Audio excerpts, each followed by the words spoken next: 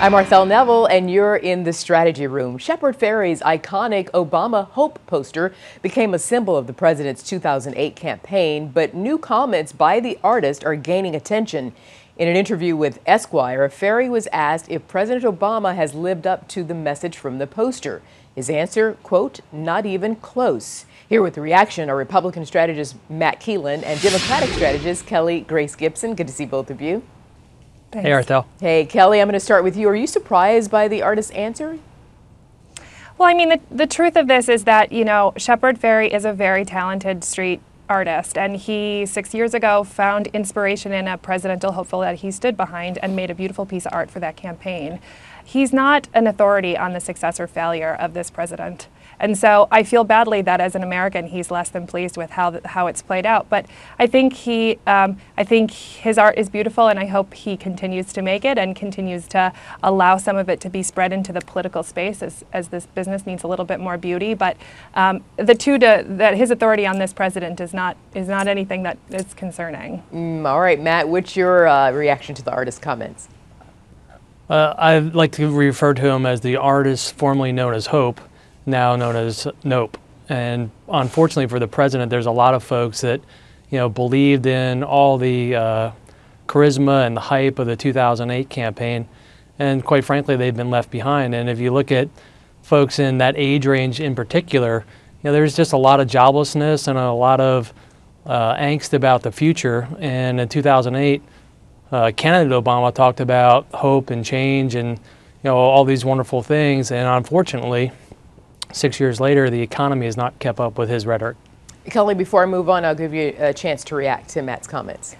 Sure. I mean, yes, President Obama maybe did not live up to the standards of everybody's vote, but he still made a great difference in the lives of many Americans. More people have health care now than ever. The economy has recovered. And I think that there are moments in a campaign that attracts the attention of a group of people that maybe is not sustainable over multiple years in the president's office. But you know, I think that in retrospect, that Shepard Fairey is probably very glad that he was part of that campaign in 2008. Well, it certainly made him, I mean, we are familiar with his street art, and he is a good artist, but it definitely brought him to the attention of people who weren't aware of his street art. So let me stay with you, Carrie, because you have already said that, listen, Shepard Fairey is an artist, so he's not, you know, official on presidential policy or a president's legacy. However, as an artist, he represents, that's his job, to represent what he thinks people are thinking or feeling. And he has said that the president has not been, quote, bold enough. What do you say to that?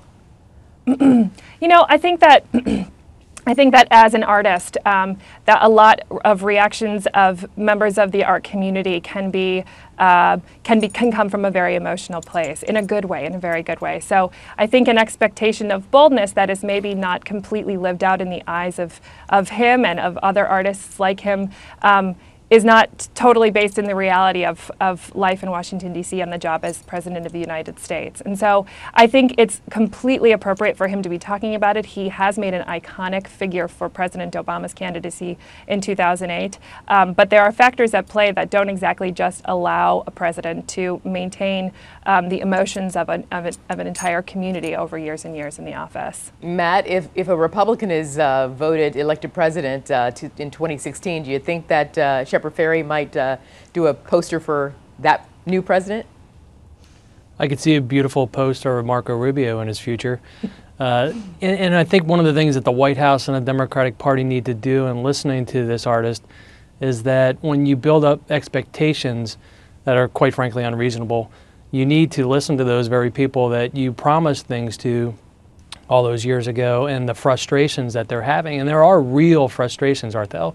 There are a lot of people that graduated college since Barack Obama's been president that are living on their parents' couch and maybe have a part-time job but are not realizing the American dream that their parents did. And that's really where the president has a problem and his legacy has a problem. If he doesn't get out of this jobless recovery, this is going to be the type of thing that's going to be his legacy. Kelly, give me 20 seconds and I've got to go. Sure. I mean, I think that I think that the country's in a better place than it was when Barack Obama took office, and there is much possibilities in the future. Okay, well, that was nice and concise.